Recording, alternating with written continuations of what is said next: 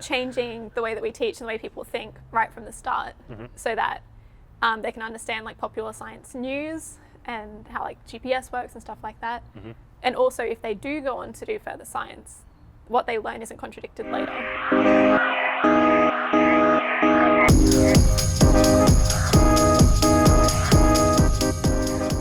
G'day and welcome to Mug of Science. It's an initiative of Pint of Science Australia as part of our online experience in 2021. I'm Tom Carruthers and I'm here, fortunate enough to be interviewing Kyla Adams. We're sitting at the Hackett Cafe at the University of Western Australia in Perth. Kyla has just started her PhD work here at UWA and comes from, or has just finished doing her Masters at the University of Melbourne, where she was looking at quantum liquids. We're going to have a bit of a chat about the work that she has done and maybe some of the work that she's going to do, which will be very, very interesting into some gravitational wavy kind of space. Awesome. So this is going to be a fun interview. Thanks for tuning in.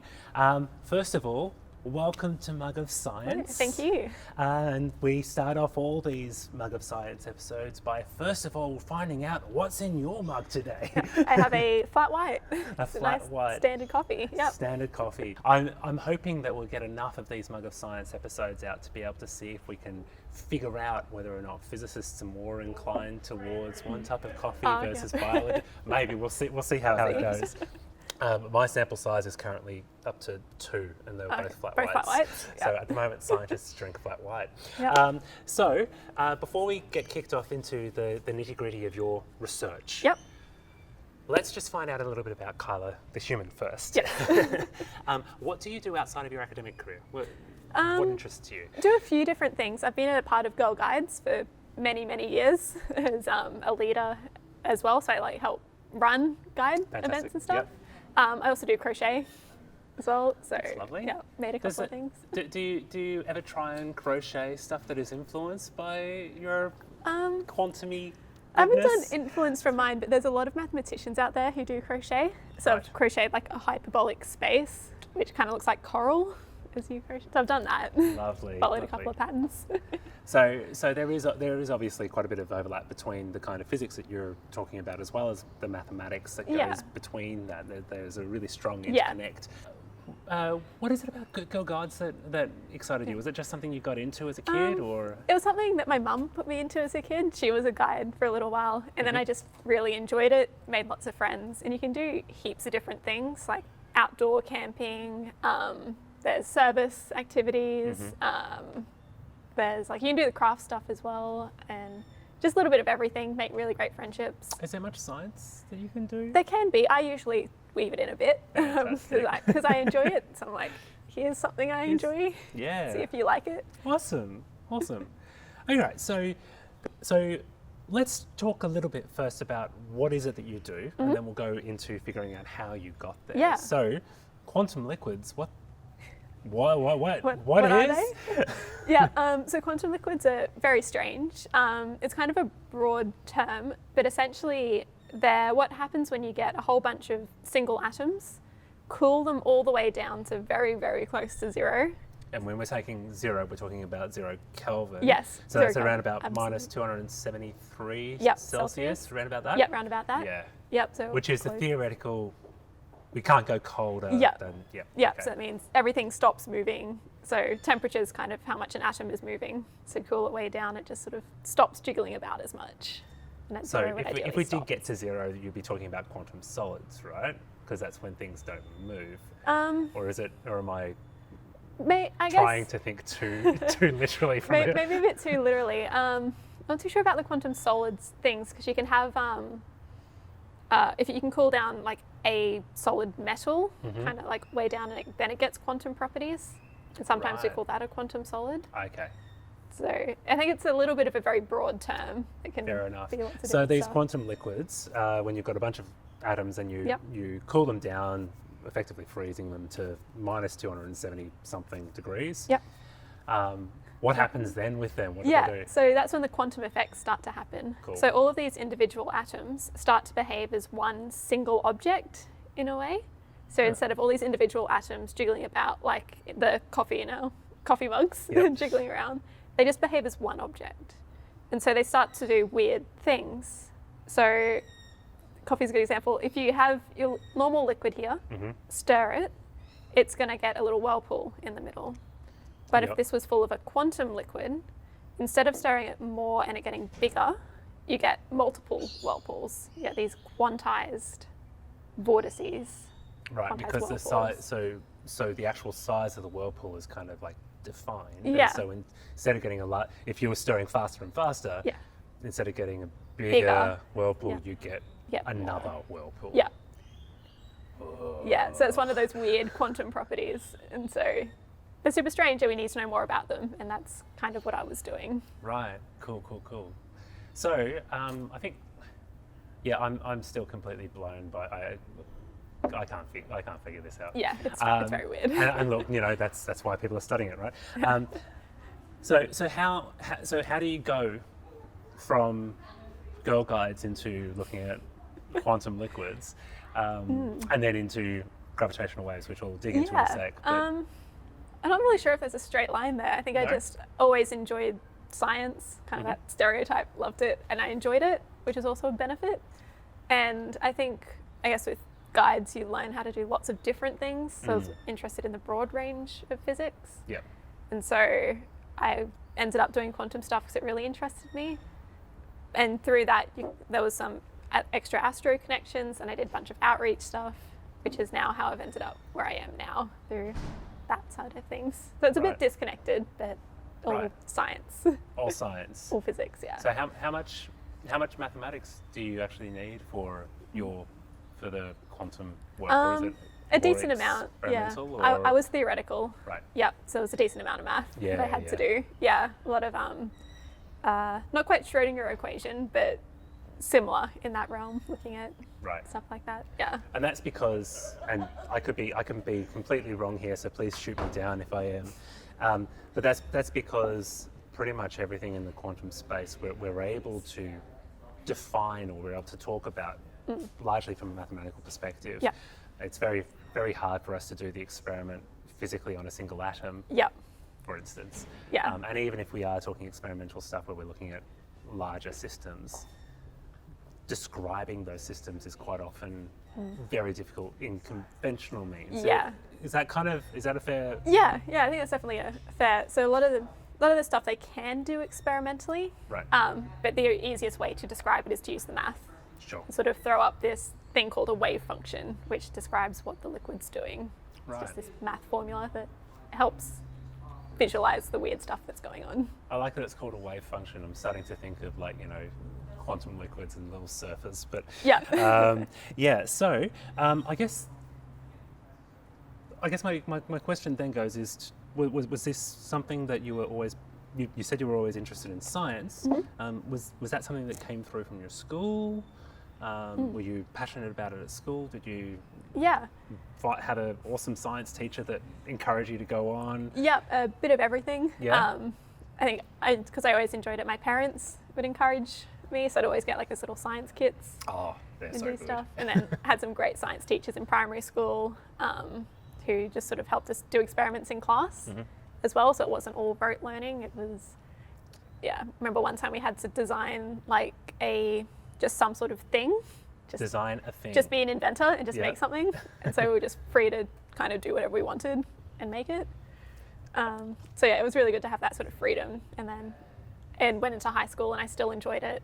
And I could understand the math as well, which helped to go into the physics. It's largely math based. Definitely.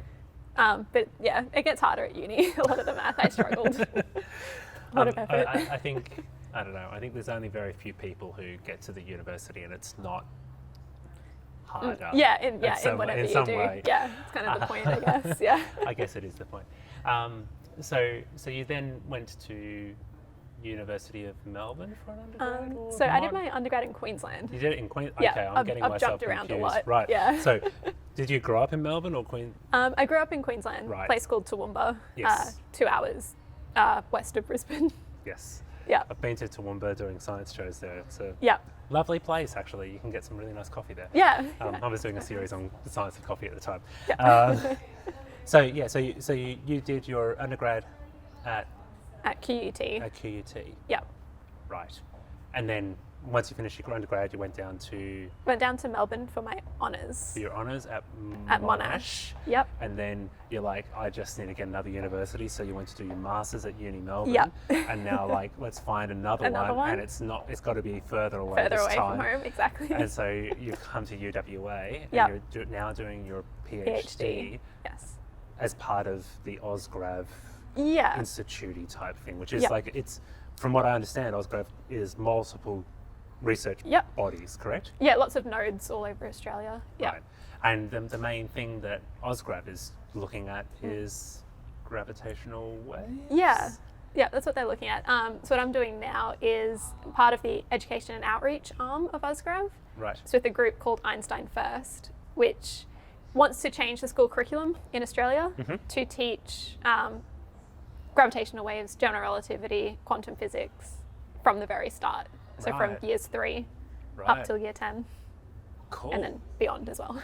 So what's the hope of your research as part of your PhD then going Yeah. to be? Is it more looking at the education learning aspects or Yeah, more at the education learning aspect. Right. So I'll be helping to design curriculum materials. Fantastic. So using my quantum knowledge from masters to help create a new. I'm looking at the year 9 stuff Uh-huh. and adding in the quantum aspects into that. So a bit of particle physics, standard model, photons, all that kind of stuff. Right. I'm trying to think back to my like high school and primary school science, and I'm just the Einstein stuff was kind of, it was left over there Yep. because it's just a little bit too much to try and go for. Yeah. I imagine it's a bit of a challenge to find ways to. I think chemistry has the same issue, right? Except for the fact that you can mix stuff and people see it in front of them. But to try and the concept of an atom is something that you can't see. Yes. So Yeah. unlike classical physics where you can smash a car into something. Yeah. It's difficult. So the project's been around for many years. The team's been working on it.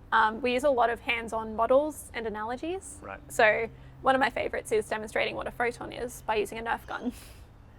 How do you demonstrate a photon with a Nerf gun? Yeah. So you have your Nerf gun bullet is your photon. Uh-huh. Nerf gun itself is your photon generator. Right. And so photons, for example, they can impart momentum when they hit something. Yep.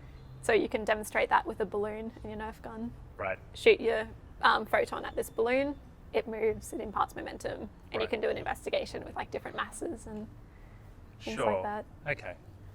And so the analogy there is to start to think about treating things like a photon of light Yeah. as a particle. As a particle, yeah, that's the quantum side.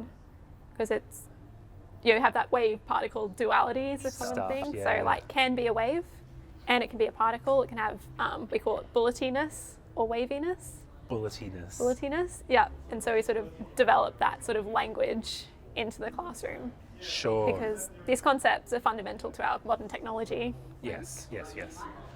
Okay, cool. So I think that then makes one of my later questions a little relevant, which would be talking about where do you see your work impacting Yeah. something in the next 20 years.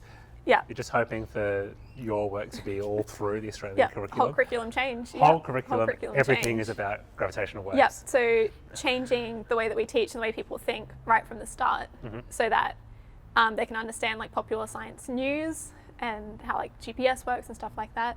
And also, if they do go on to do further science, what they learn isn't contradicted later, which is currently what happens. Right. So, how much of an issue is that? I know for me it was a bit of an issue trying to get your head around. You learn light is a wave. Like you draw these ray diagrams sometimes, and it just light comes from the sun. When you're a kid, you draw the diagrams, the sun with the rays coming out.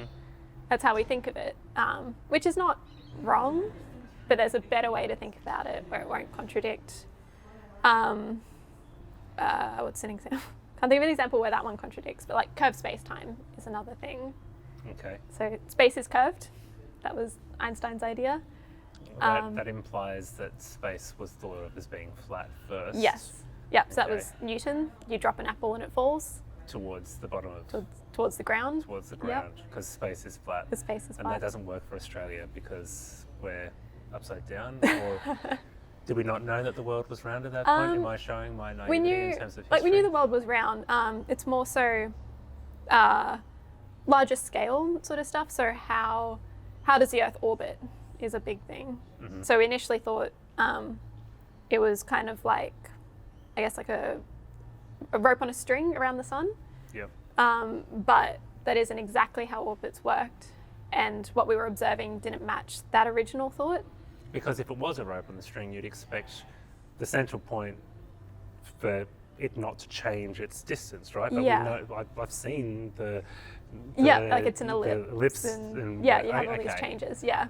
So lots of observations that didn't match. So Right. we need GR to sort of general relativity to describe that, this curved space idea. And that curved space is those diagrams that we see where there's like the wireframe thing, and then there's all these like little divots where the sun is or another star, and then there's little divots for planets, and there's even tinier divots for little moons. Yeah, exactly. So we demonstrate that in the school curriculum. One of the activities is this thing called a space-time simulator. Space-time simulator. Yeah. It sounds like it comes from Doctor Who. Exactly, yeah. Big lycra sheet where you can put these masses in and show orbits and how they work, how things fall like into Earth, so how an apple would fall, or how GPS satellites work. And we can demonstrate this to our year 3 and year 4 students, and they love it because you get to drop all these metal balls into a thing and see it go round.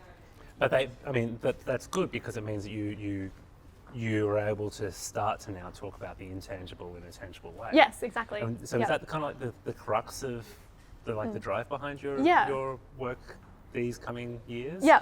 To find that tangible analogy? Yeah, exactly. And we find that they're lasting as well. So the first intervention, or like the first time we did this stuff was 10 years ago. Right. I say I wasn't involved then. Oh, look, you can claim it. It's fine. I'm not going to pick on you. Yeah, 10 years ago. And currently I'm working on a paper where they interviewed some of those students. Right. And they still remembered a lot of the activities and concepts from 10 years ago when they were in year 6. Yeah. So it works. At least on that level so far. And so why don't we do that? Yeah, do you run into any kind of issues with teacher picking up stuff? That is what we're working on. So currently we work with a lot of teachers, but they're the keen ones who want to do this. Because I know that teachers are always overworked and under-resourced. Yes. So we run teacher workshops. So we walk them through the curriculum, ask for their feedback as well. It's like, do you think this is too much? Would your students understand it? Would you teach this? Yeah. So making sure we get that feedback as we develop it, and then making the resources available to them. And all the activities are made from either cheap materials or stuff that we can provide to the schools as well for these initial test runs. So with that goal that you were saying before about, you've taken over the Australian curriculum with it's all your content now. Yep. Future goal. Future goal. Is obviously the hope is that this is a benefit to society because it then means that we have a better understanding of more up-to-date physics. Yeah. Is there any other impacts or benefits that you're hoping to aim for? You mentioned being able to interpret, understand. Being able to interpret, understand. Know the motivation behind maybe scientific funding as well. So you get a lot of these things questions. cost a lot of money, don't Yeah. they? And so why would we? How do we engage the people who are actually funding the research if they can't, if they haven't heard of or engaged with what the content is? Yeah. So Right. they know what's going on, and also it's important to let the public know what we've been working on. Like, these are really cool fundamental modern ideas that aren't taught in schools. Do we know? I mean, I know that in the past there's these big questions that are answered by big discoveries, and typically it takes, Einstein, from predicting gravitational waves to their actual detection was 100 years. Do we know whether or not our progress of detecting gravitational waves or this kind of research, do we think we can foresee practical applications in the smartphones of the future or any of those Possibly. kinds of things? Yeah, I know with the instrumentation stuff, so what we need to be able to detect these gravitational waves, there's lots and lots of engineering that goes into it, and there has been spin-off technologies from that. So a little bit like the space program where Yeah. they have to design something here and then they realise actually this would be really good to solve all these problems over there. Yeah, exactly. Right. Yeah. Right. Yeah, so it's yes, one spin-off of that research, but who knows, there could be heaps others. We need to, Don't we know need till to we just do it. see how we go, right? Exactly, yeah. Right, well, thank you so very much Yep. for joining us on Mug of Science, which No is worries. again part of Pint of Science Australia in 2021. You already know all about that. Yep. We do try and finish off these particular episodes with one final question, which is asking you to finish this sentence. To me, a scientist is someone who ... Is curious. is curious. Yeah, Curious. curious, yeah. It's looking, So they're looking cats. for why. Yeah. Scientist is a cat. Yeah. I think curiosity is fundamentally important. Thank you so very much for joining us. Thank you for having me. Had a wonderful time interviewing you, and we'll see you later in other Pint of Sciencey things in the Most future. likely, yeah. Thanks again. I've been Tom Carruthers. This is Mug of Science for Pint of Science.